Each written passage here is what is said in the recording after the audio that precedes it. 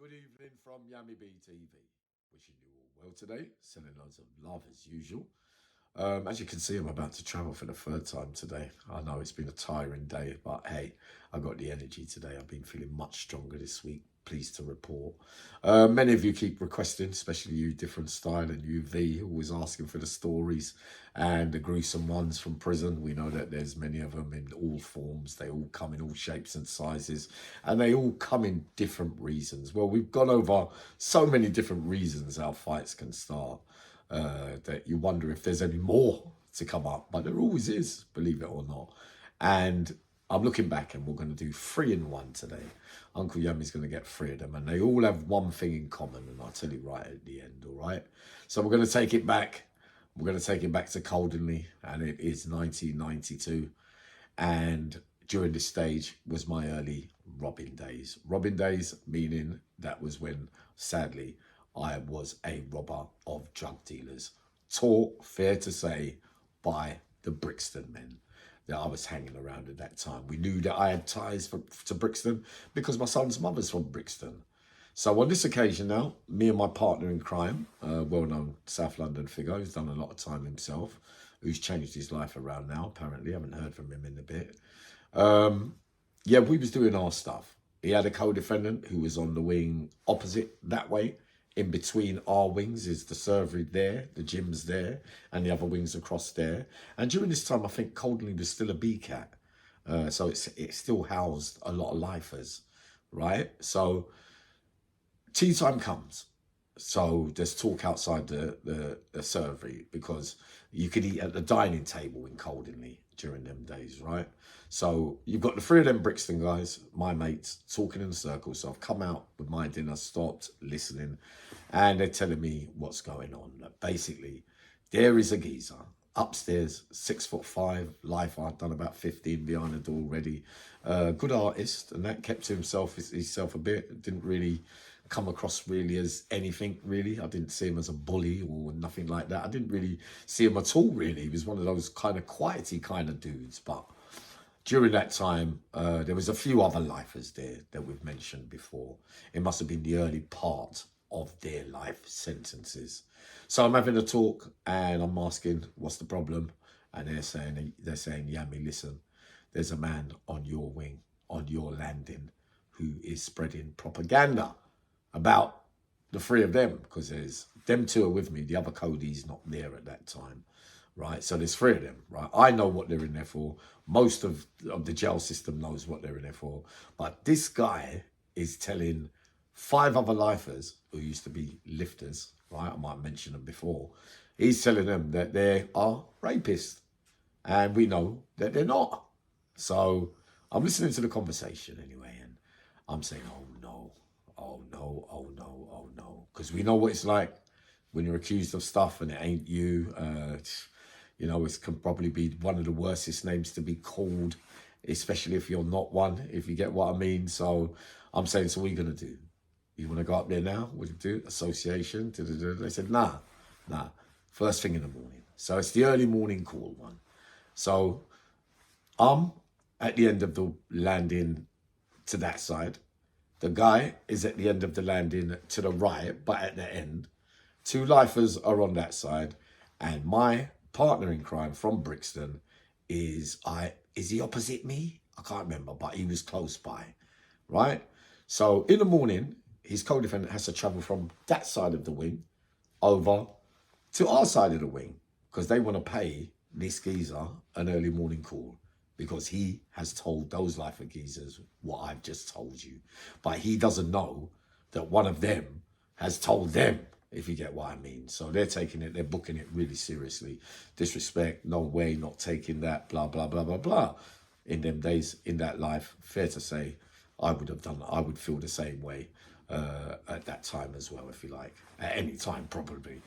But the co-defendant's come over, knocks me, I'm already up.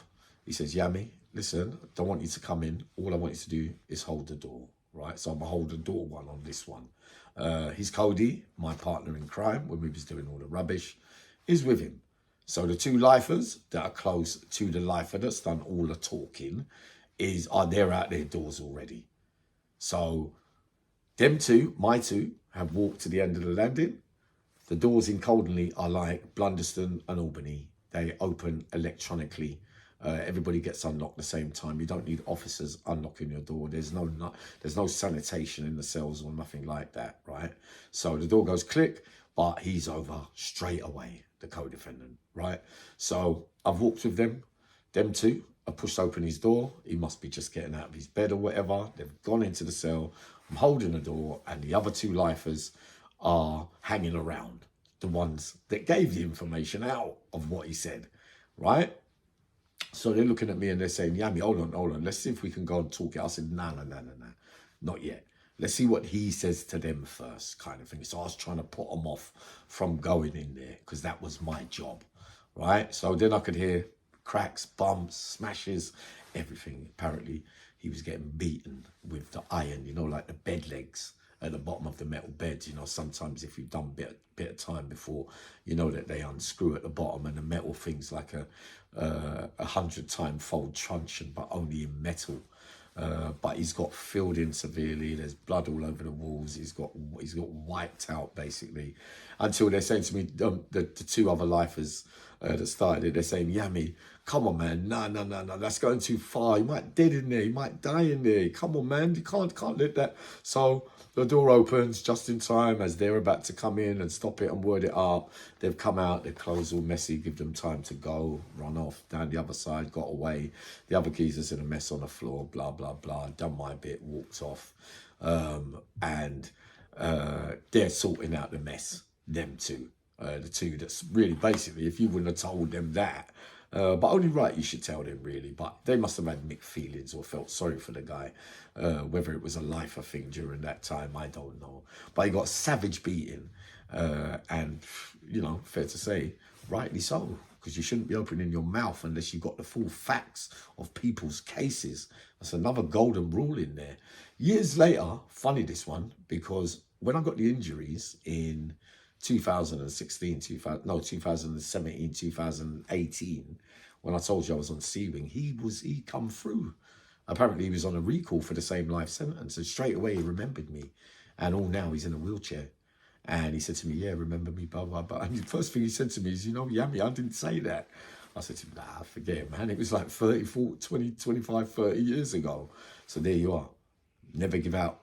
Don't go there at all to start with, but never give out information where you haven't got the facts, if you get what I mean, because you can come really unstuck. The second one I'm going to talk about was in Wymott. It was in Wymott, and the difference is, again, this one here, the examples of never write a man off, or never kick a man when he's down. Because sometimes when you win, the whole wing rates you and you're like, yeah, boy, you can have it. Well done. You can look after. You get that little boost up from everybody that you're somebody because you won one fight, kind of thing. But as we all know, defeat is always round the corner. And there's a Jamaican guy called Lenny, the great Lenny. Like, many of you might have met Lenny. Lenny, good stuff as far as I'm concerned. He used to make me laugh. Lenny, right?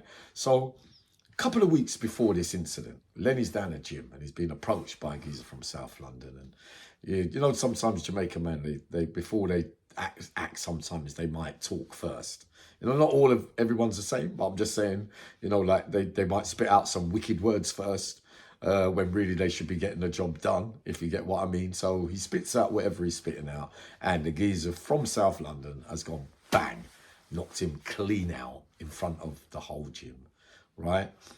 Lenny's woke up, sitting on the chair, not fighting back, and he comes out with a sad one, you know, that many might look down on him and make him feel that he's really small. It's probably the lowest point of his criminal career, you know, to be knocked out in front of everyone. He feels like he's been disrespected. Hey, join the club. Must have happened to us all at some stage. So 2 weeks pass and his status on the wing has kind of gone down a little. Boy, I thought he was a bad man, and boy, how did he just make the man knock him out like that? And he ain't done nothing. You know, you got put up with all that kind of shit when it's going on in there, and that's more pressure for him. So he's quiet for about 2 weeks. And during this time, At the same time, there's a little small guy, young guy, must have been about 21, from Liverpool, called Chris, right? He had little dyslexia problems, right? He looks a bit odd as well, if it's fair to say, right?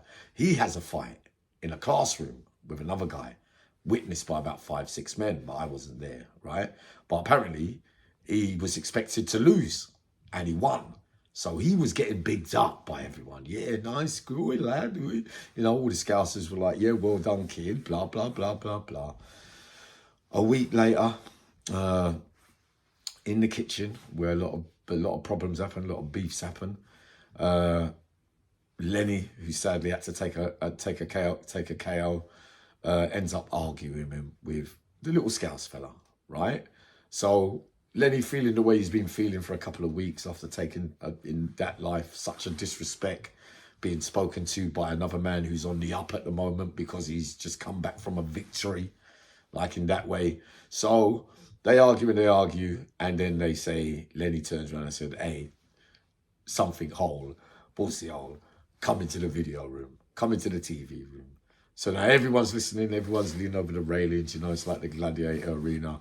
Everyone said, wow, Lenny now again now. So Lenny's screaming for the last 2 weeks because he's going, must be playing over in his mind. I got knocked out. They all think I'm a pussy, like that. And the other one's on a high. Well, I'm ready for everyone now. He's only a young kid, right? So the young kid's got a tool. Lenny's got something sharp, but I don't know. Apparently he got something sharp. I don't know if he did or he didn't, but I know he had something in his hand. Or maybe, well, let me get to the bit first. So everyone's tracking, it's association time. Everyone's tracking round onto the twos, into the video room, and it's gone off. So the little young one's thrown his little flurry in first, got all excited and everything. And Lenny has somehow got him one arm behind the other, locked him off into the corner. I remember one of my Liverpool mates, Spenner, was there.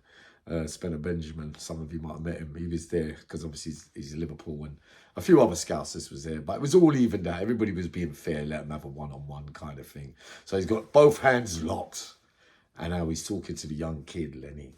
And this is 2 weeks pent up of aggression. He's saying to him, what are you going to do now? Excuse the language, pussy hole. What are you going to do now? He's locked him, and he's got like that. He's giving him whatever he's doing with his hand, with a weapon, whatever. He's giving him some licks. And the little young geezer's calling out Spenner's name. And he said, Spenner, please help me. Because he was stuck. He couldn't get out of it. In the end, it come on top. Everybody had to get moved away. This is what I'm explaining is 1 week you can be up and 1 minute you can be down and the next minute you're back up and you're back down kind of thing in that life. These are the things that go on, especially in high security. I did like Lenny. I was glad to see that one there, if you get what I mean. But still, I did like the youngster as well. But sometimes you got to learn the hard way. We all do when we're young, right? So that was the second one. So these are all examples of how things can go in prison at any time. So the third one was Pentonville. Pentonville, 2011 or 12. There's rumours that 2 officers, apparently, they went to prison, not because of me.